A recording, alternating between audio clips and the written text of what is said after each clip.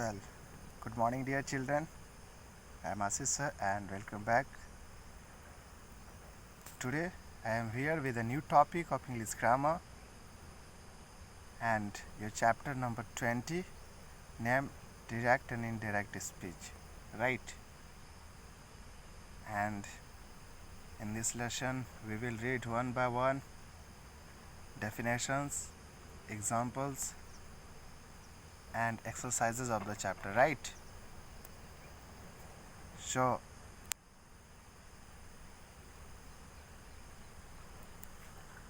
I think you are feeling very well and comfortable at home, so that you have to study very carefully, because at present you have enough time to discuss on all the topics right now.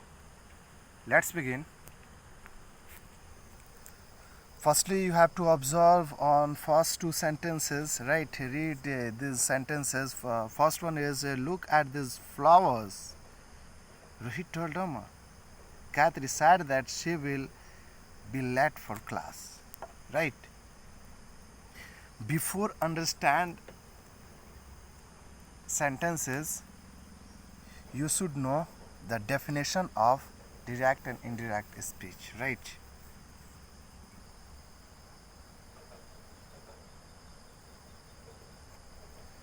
The indirect speech and direct speech. The first sentence is written in direct speech, whereas the second sentence is in the indirect speech, right? Direct speech means that we are quoting the exact word as spoken by someone, such as, "Are you going to the market?" Mother asked Tony. Right? The speech is usually written within inverted commas. Inverted commas means quotation mark. No? It is also known as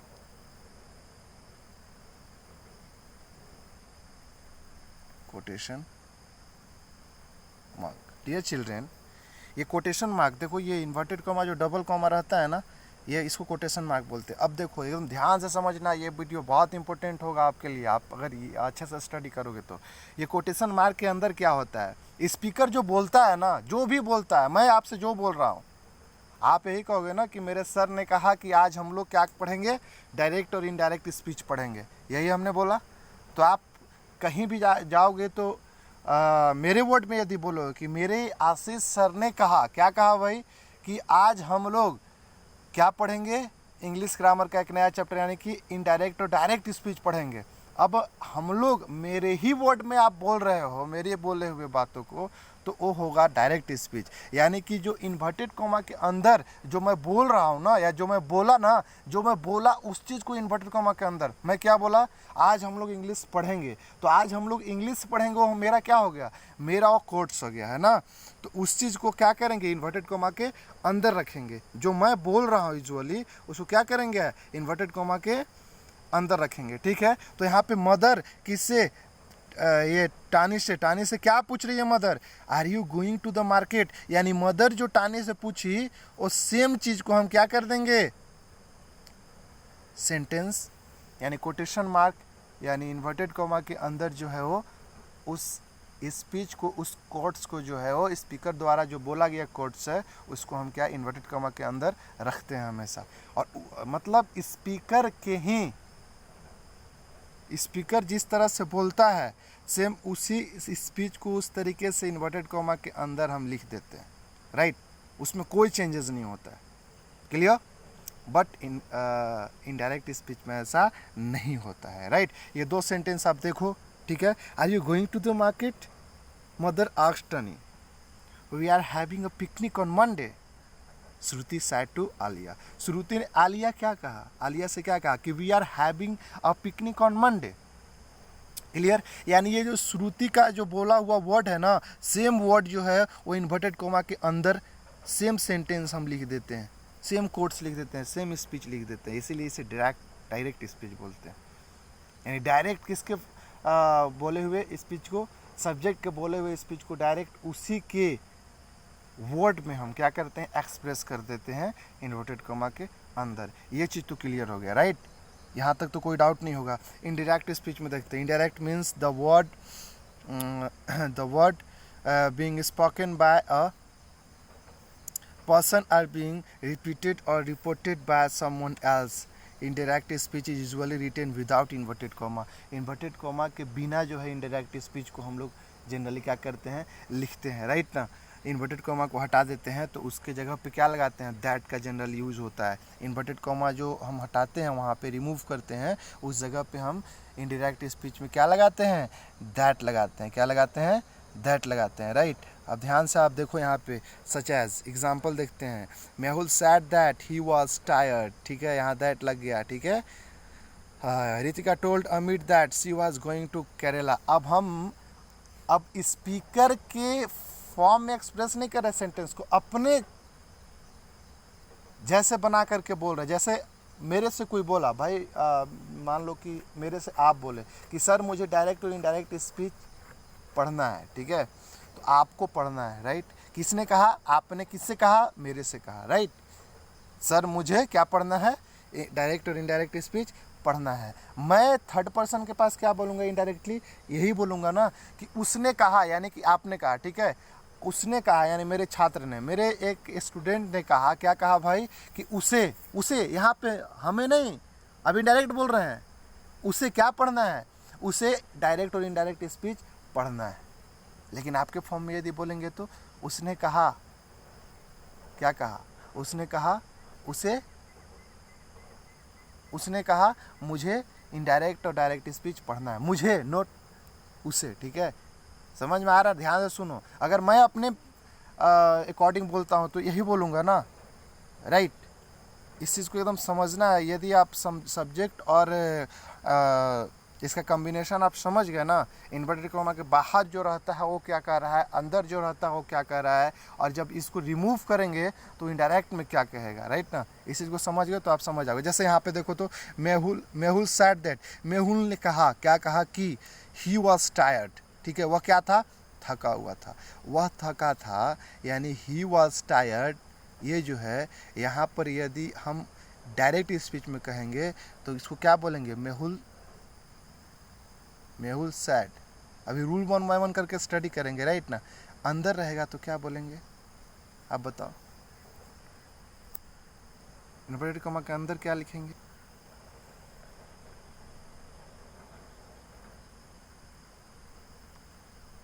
I am tired. Clear. इसका एक अभी rules 1 by 1 करके study करें, तब आपको बताएं कि यहाँ पे एम का यूज़ क्यों हुआ, यहाँ वाज था, राइट. यहाँ वाज था तो एम का यूज़ क्यों हुआ. नेक्स्ट, रितिका टोल्ड अमित, रितिका ने अमित से कहा, राइट. अब देखो, अगर सैड टू मी कहीं भी रहे ना तो उसको हम टोल्ड मी में चेंज करते हैं, इस बात को भी याद रखिएगा. सैड टू मी यदि कहीं भी रहे, एक्चुअली इसको हम लोग बोलते हैं रिपोर्टिंग वर्ब और इसको बोलते हैं रिपोर्टेड स्पीच. ध्यान में रखिएगा. यानी इन्वर्टेड कॉमा के अंदर जो होता है, ये देखो, ये जो है ना, ये अंदर, इसको हम लोग बोलते हैं रिपोर्टेड स्पीच, रिपोर्टेड स्पीच. लेकिन सॉरी, ये नहीं, ये इन्वर्टेड कॉमा के अंदर ये है, इसको हम लोग बोलेंगे रिपोर्टेड स्पीच, राइट. और ये जो इन्वर्टेड कॉमा के बाहर रहता है इसको बोलते हैं रिपोर्टिंग वर्ब, रिपोर्टिंग वर्ब. समझ में आ रहा है यहाँ तक. सैड टू मी को डायरेक्ट क्या टोल्ड मी में हम लोग चेंज कर देते हैं इनडायरेक्ट स्पीच में, ठीक है, टोल्ड मी. क्लियर. चलिए अब देखते हैं. When we use the first person I, me, my, mine, right. जब हम लोग when we use first person, जब हम लोग आई, माई या माइन वगैरह का यूज़ करते हैं तब देखते हैं हम, ठीक है. I sat here, you have to observe, right. I sat in inverted comma means in quotation mark under. I have cleaned my room, I have cleaned my room, right.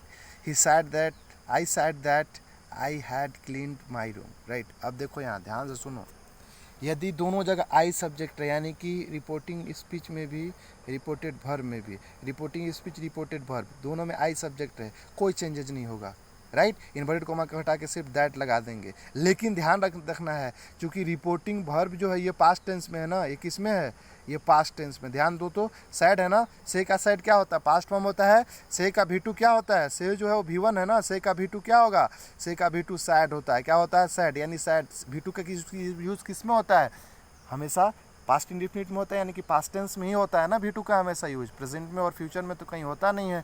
तो यहाँ वर्ब का सेकेंड फॉर्म लगा है तो आप past tense में है। तो रिपोर्टिंग वर्ब जब भी पास्ट टेंस में रहे, जब भी कभी भी रिपोर्टिंग वर्ब यदि पास्ट टेंस में रहे तो रिपोर्टेड स्पीच यानी कि इन्वर्टेड कॉमा के अंदर जो चीज़ रहता है वो आपका प्रेजेंट में रहे, पास्ट में रहे या फ्यूचर में रहे, उससे कोई मतलब नहीं है, उसको चेंज कर देना है किस में, पास्ट टेंस में। आप बताओ तो हैव का पास्ट क्या होता है? हैव क्या है आपका? हेल्पिंग वर्ब है। हैव का पास्ट फॉर्म क्या होता है? हैड होता है। हैव और हैज़ का पास्ट फॉर्म क्या होता है? हैड होता है ना। हैज़ और हैव का पास्ट फॉर्म हैड होता है। तो कुछ नहीं करना है, ये इसको तो रिमूव करते हैं, इन्वर्टेड कॉमा हो कहीं तो क्या लगाते हैं, दैट लगाते हैं। तो यानी आई सैड दैट, यहाँ तक तो कोई की दिक्कत नहीं है। और हैव को रिमूव करके क्या लगा देंगे हम, हैड लगा देंगे। क्यों हैव की जगह पे हैड लगाए? क्योंकि ये जो रिपोर्टिंग वर्ब है ये हमारा पास्ट टेंस में है, तो ये पूरा सेंटेंस किस में हो जाएगा, पास्ट टेंस में हो जाएगा, राइट। आई सैड दैट, मैंने कहा कि क्या कहा, I had clean my room, मैं अपना रूम साफ कर चुका था, ये इसका हिंदी होगा, राइट। लेकिन यहाँ पे क्या होगा, मैंने कहा, क्या मैंने कहा भाई कि I have clean my room, मैं अपना रूम साफ कर चुका हूँ। लेकिन जब थर्ड पर्सन पास बोलेंगे बाद में इनडायरेक्टली तो वो बीत चुका होगा समय, टाइम है ना आपका, इसलिए इनडायरेक्टली जब हम थर्ड पर्सन के पास बोलेंगे तो हम ये बोलेंगे भाई कि उसने कहा, क्या कहा कि वो अपना रूम साफ कर चुका था। यार पहले का बात है, हम अपने अकॉर्डिंग जो है उससे बात कर रहे हैं थर्ड पर्सन से, राइट। वही होता है इनडायरेक्ट। डायरेक्ट मतलब आपसे और मेरा बात हो रहा है, ठीक है, मतलब आप जो बोले हम आप ही के रूप में जो है डायरेक्ट हम उसको क्या कर दिए, किसी को कन्वे कर दिए, किसी को बोल दिए, ठीक है, या किसी को बोल दिए, ठीक है, आप ही के फॉर्म में। लेकिन जब हम अपने अकॉर्डिंग बोलेंगे तो वो दूसरे टाइप से बोलेंगे, राइट। चलिए सेकंड सेंटेंस देखते हैं। एकदम छोटी छोटी चीज़ों को स्टडी करना है, कहीं भी कोई डाउट नहीं रहना चाहिए। वेल, तो डायरेक्ट में क्या होता है, इन्वर्टेड कॉमा होता है। इनडायरेक्ट में इन्वर्टेड कॉमा नहीं होता है। इनडायरेक्ट में इन्वर्टेड कॉमा को हटा करके उसकी जगह पे क्या लगाते हैं, दैट का यूज़ करते हैं, राइट। तो दो तीन चीज़ें जाने ना हम लोग। उसके बाद क्या बताया आपको कि यदि डायरेक्ट स्पीच में सैड का सैड रहे तो उसको ये जो इन्वर्टेड कॉमा के अंदर जो रहते हैं सेंटेंस उसको क्या में चेंज करते हैं, पास्ट में चेंज करते हैं, क्योंकि सैड जो है पास्ट फॉर्म है ना। तो पूरे रिपोर्टिंग वर्ब, रिपोर्टेड स्पीच जो पूरे सेंटेंस होते हैं ये पूरे वो क्या करते हैं, पास्ट में चेंज कर देते हैं। यानी इन्वर्टेड कॉमा के अंदर को रिपोर्टेड स्पीच बोलते हैं, इन्वर्टेड कॉमा के बाहर को रिपोर्टिंग स्पीच बोलते हैं, ठीक है। रिपोर्टिंग वर्ब बोलते हैं। चलिए आगे चलते हैं। सेकेंड सेंटेंस देखिए, यू सैड, यहाँ पे यू का यूज़ है। अभी आई का हम लोग पढ़ रहे थे, सिर्फ आई का, दोनों जगह आई रहे। तो अब यहाँ पे दोनों जगह क्या है, यहाँ पे क्या है, रिपोर्टिंग वर्ब में यू है। You said those plants are mine. You said, अब हमको सिर्फ रिपोर्टिंग वर्ब पे ध्यान देना है कि सब्जेक्ट कौन सा है। यहाँ पे रिपोर्टिंग वर्ब में सब्जेक्ट क्या है, यू है, और उसके साथ क्या लगाया है आपका वर्ब, V2 लगाया ना, पास्ट फॉर्म है। इसको भी पास्ट में चेंज करेंगे, राइट ना। ये तो क्लियर हो गया पहला कि अगर यू के साथ कोई भी सब्जेक्ट के साथ सैड लगा रहा है तो ये सारे सेंटेंस को, यानी इन्वर्टेड कॉमा के अंदर भी जो सेंटेंस है कोटेशन मार्क के अंदर, इसको पास्ट में चेंज करेंगे। तो यहाँ पे दोज प्लांट्स आर का पास्ट क्या होगा भाई, वर होगा ना। आर का वर होता है ना, वर होता है। सबसे पहला बात ये समझ लीजिए। यू सैड, अब इन्वर्टेड कॉमा को रिमूव करेंगे तो क्या लगाएंगे, दैट का यूज़ करेंगे। You said that, right. अब इसमें भी no changes. Those plants, are के जगह पर क्या लगा देंगे, वर। अब ध्यान दो, यहाँ पे जो एक वर्ड है इसको हम लोग बोलते हैं पॉजेसिव वर्ड ना। पॉजेसिव मतलब समझते हो ना, जिस पर किसी का अधिकार हो। अच्छा, इस प्लांट पे अधिकार किसका है, यहाँ पे माइन का है ना। तो यहाँ यू सेड, तुमने कहा, क्या कहा भाई कि दोज प्लांट्स आर माइन, वे जो प्लांट है ना वो किसके हैं, मेरे हैं। प्लांट किसके हैं, मेरे हैं। ये तो आप बोल रहे हैं ना कि मेरे हैं, लेकिन इनडायरेक्टली जब हम अपने वर्ड में बोलेंगे तो क्या बोलेंगे, किसी थर्ड पर्सन को अगर इनडायरेक्टली हम बोलते हैं तो क्या बोलेंगे कि उसने कहा कि वह प्लांट किसका था, वे प्लांट जो है उसके थे। किसके थे, उसके थे। ध्यान से सुनना, किसके थे, उसके थे, यानी कि उसके अपने थे, योर्स थे, उनके अपने थे, यानी कि तुम जो हो तुम्हारे अपने हैं। तो हम तुमको तुम्हारे अपने के बारे में बोलेंगे तो क्या होगा, यानी वो प्लांट पे किसका हक है भाई, ऑनर उसका कौन है, आप हो ना। यानी योर्स उसके जगह पे लगाएंगे, क्या लगाएंगे हम, योर्स के यूज़ करेंगे। वे प्लांट किसके हैं, उसके, यानी कि उसके अपने, यानी तुम्हारे हैं। किसके हैं, तुम्हारा, यू है ना, हम बोल रहे हैं तो किसके हो भाई, वो तुम्हारे है ना। तो यहाँ पे तुम्हारे हैं यानी तुम्हारे थे, सॉरी, तो तुम्हारे थे, तो तुम्हारे थे कहने का मतलब ये है कि उस पर तुम्हारा हक है, तो योर का यूज़ करेंगे, right. You said that those plants were yours, यानी तुमने कहा कि वे प्लांट जो हैं वो किसके थे भाई, तुम्हारे अपने थे, ठीक है। तो योर्स का यूज़ होगा। क्लियर है यहाँ पर, फर्स्ट और सेकेंड सेंटेंस दोनों क्लियर हो गया। अब थर्ड में देखते हैं, ये एकदम इंपॉर्टेंट, एकदम ध्यान से समझो बढ़िया से। अब हम लोग सिर्फ रिपोर्टिंग वर्ब को देख रहे हैं अच्छे से ना। इसमें देखिए रिपोर्टिंग वर्ब क्या है, इसमें रिपोर्टिंग वर्ब आपका है सी सैड। क्लियर है, सी सैड, ये भी पास्ट में है ना, ध्यान दो। सी सैड इन्वर्टेड कॉमा में क्या है, my brother found me, my brother found me, ये तो भाई पास्ट में ही है। My brother found me, subject plus V2 plus object किस में होता है, subject plus V2 plus object किस में होता है, पास्ट इंडेफिनिट टेंस में। तो इसमें हम कोई मतलब नहीं है इससे कि पास्ट में हो, प्रेजेंट में, फ्यूचर में हो। ये यदि पास्ट में हो ना रिपोर्टिंग, तो हमेशा इसको भी पास्ट में हम लोग चेंज कर देते हैं, राइट। माई ब्रदर फाउंड मी, राइट। तो ये तो पास्ट में ऑलरेडी है, राइट, इसमें चेंजेस की कोई आवश्यकता ही नहीं है। माई ब्रदर फाउंड मी। अब देखिए यहाँ पे सी सैड दैट, यहाँ तक तो कोई दिक्कत नहीं है। अब ये जो लड़की है किसके बारे में बात कर रही है, उसके भाई के बारे में बात कर रही है ना, माई ब्रदर बोल रही है, तो किसका भाई, उसका भाई, यानी कि हर ब्रदर। किसका, उस लड़की का भाई के बात हो रहा है, तो किसका भाई होगा भाई, हर ब्रदर होगा ना। सी का जो ऑब्जेक्टिव होगा क्या होगा, हर होगा, तो वहाँ पे हर ब्रदर हो जाएगा, उसका भाई। चलो तो यहाँ पे देखते हैं, हर ब्रदर हो गया, हर ब्रदर में चेंज कर दिए, उसका भाई, थर्ड पर्सन है यहाँ सी। हम हमेशा बताए यू सैड, यू में कोई चेंजेस नहीं होगा, लेकिन अगर यहाँ पे ये रहेगा रिपोर्टेड स्पीच के अंदर इन्वर्टेड कोमा के अंदर यदि माई, माइन ये सब रहता है, योर्स वगैरह जो भी रहता है, तो सब्जेक्ट के अकॉर्डिंग ही चेंज करते हैं। यानी कि यू रहे तो योर्स, यू रहे तो योर्स, आई रहे तो माई। क्लियर, क्योंकि आई का ऑब्जेक्टिव क्या होता है, माई। अच्छा, फिर नेक्स्ट यहाँ पे आप थोड़ा सा ध्यान दो, यदि सब्जेक्ट सी रहे तो इसका जो पॉजिटिव होगा वो क्या होगा, हर।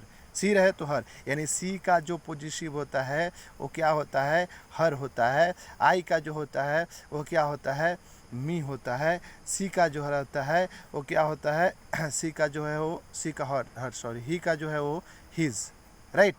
दे का जो है वो, दे का पॉजिटिव देयर, देयर, राइट। उसी तरह से वी का पॉजिटिव अस, आवर, ऑब्जेक्टिव ये होता है अस, आवर, राइट। समझो इस चीज़ को आप ध्यान से, है ना। दे का देयर या देयर्स भी लिखते हैं। क्लियर, ये ऑब्जेक्टिव है सब, और ऑब्जेक्टिव बोल रहे हैं पॉजिटिव है। और ऑब्जेक्टिव में यदि आते हैं तो ऑब्जेक्टिव में भी बताएंगे हम। ऑब्जेक्टिव में आई का जो होता है वो मी होता है, यहाँ पे स्पेस नहीं है, बताऊंगा आगे। चलिए अब ये समझ गया ना, she said my brother found me, she said that her brother found, किसको भाई, किसको फाउंड, किसको फाउंड की, तो ब्रदर को, सॉरी हाँ मी, यहाँ पे फाउंड मी, अपने बारे में बोल रही है। My brother found me, my brother found किसके बारे में, उसका भाई जो है वो किसे फाउंड किया, इसको फाउंड किया, इसी लड़की को। तो हर ब्रदर यानी कि उसी का भाई जो है वो किसको फाउंड किया, उसी को, उस लड़की को, इस लड़की को, सी। तो फिर इसका क्या हो जाएगा, हर हो जाएगा। जहाँ भी माई मी रहे सब्जेक्ट के अकॉर्डिंग चेंज होता है। यहाँ पे ही रहता तो क्या होता है, हिज ब्रदर, फाउंड किसको, हिम को, हिज का हिम होता है, राइट। चलो आगे चलते हैं। When we use the object, पहले ध्यान से आपको दो चीज़ समझना है, ठीक है।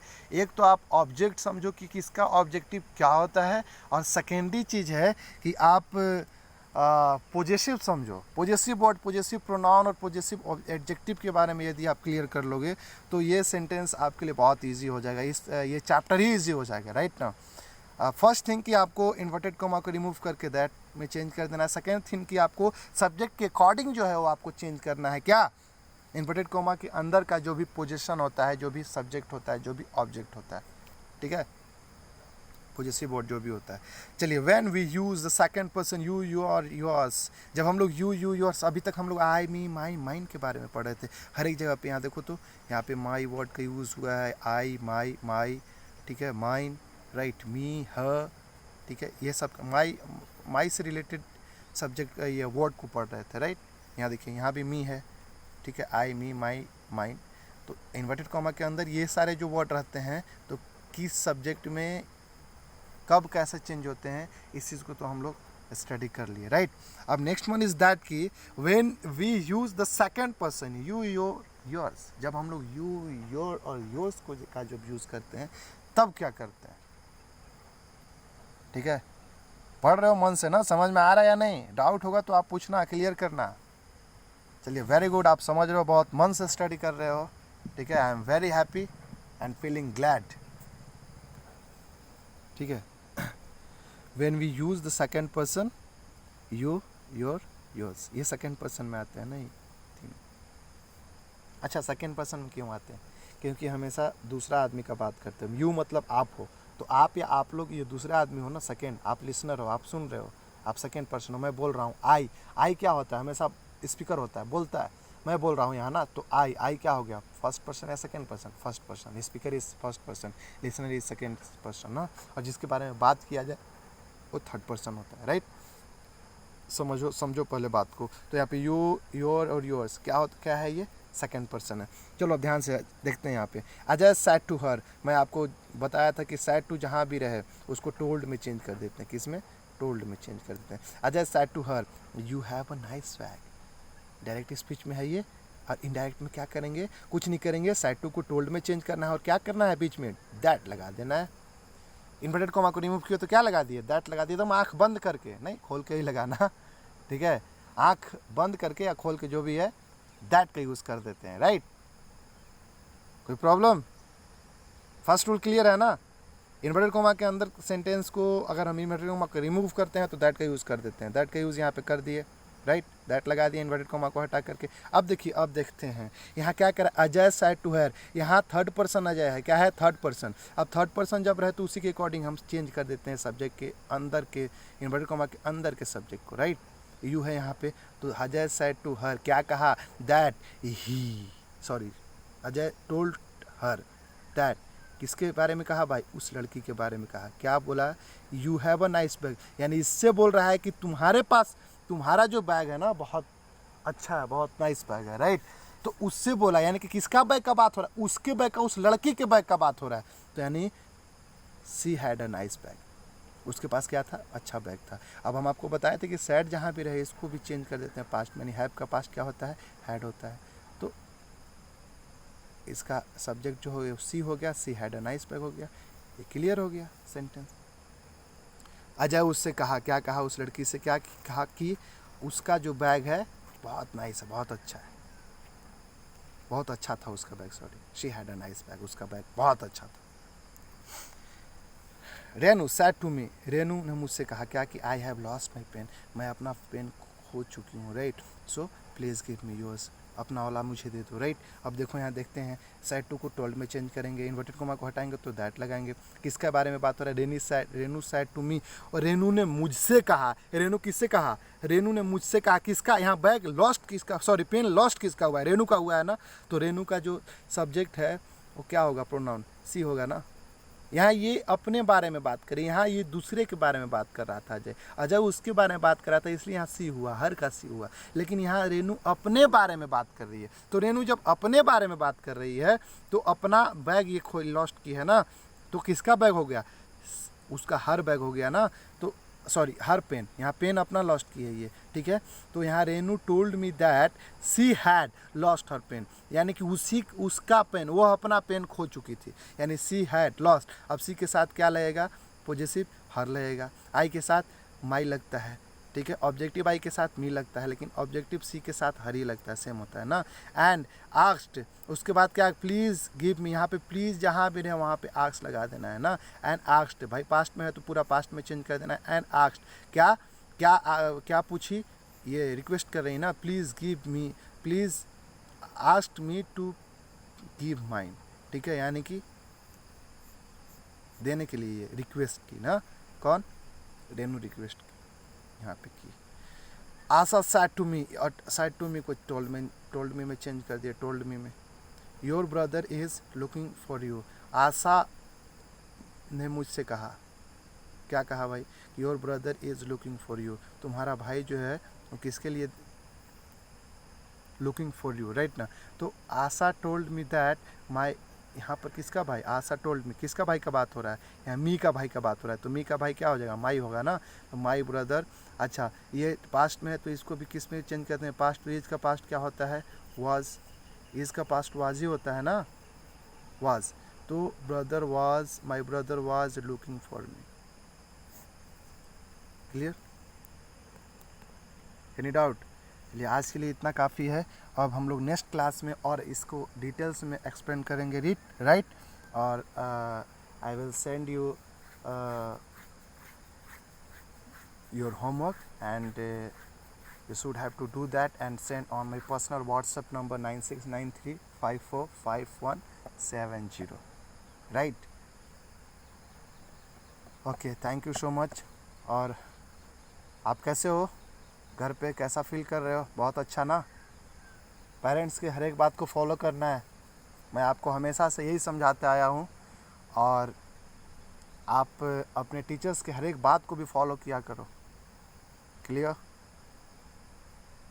Because no one in this world more than care more than to your parents, right? Parents से ज़्यादा इस वर्ल्ड में आपको कोई केयर नहीं कर सकता है, clear. So always respect them, clear, because they are your God only, okay. Parents are your God, okay. Thank you so much, बहुत अच्छा लगा। मुझे ऐसा लग रहा है जैसे आपको मैं क्लास में ऑफलाइन क्लास ले रहा हूँ, राइट। और बहुत खुशी हो रही है कि आप बहुत अच्छे से स्टडी कर रहे हो। और जितना मैं पढ़ा रहा हूँ ना, आपको ये फील नहीं होना चाहिए कि ऑनलाइन क्लास हम लोग कर रहे हैं। आप ये समझो कि सर हमारे सामने हैं और वो हमें टीच कर रहे हैं, right. Okay, thank you so much, have a nice day, bye bye.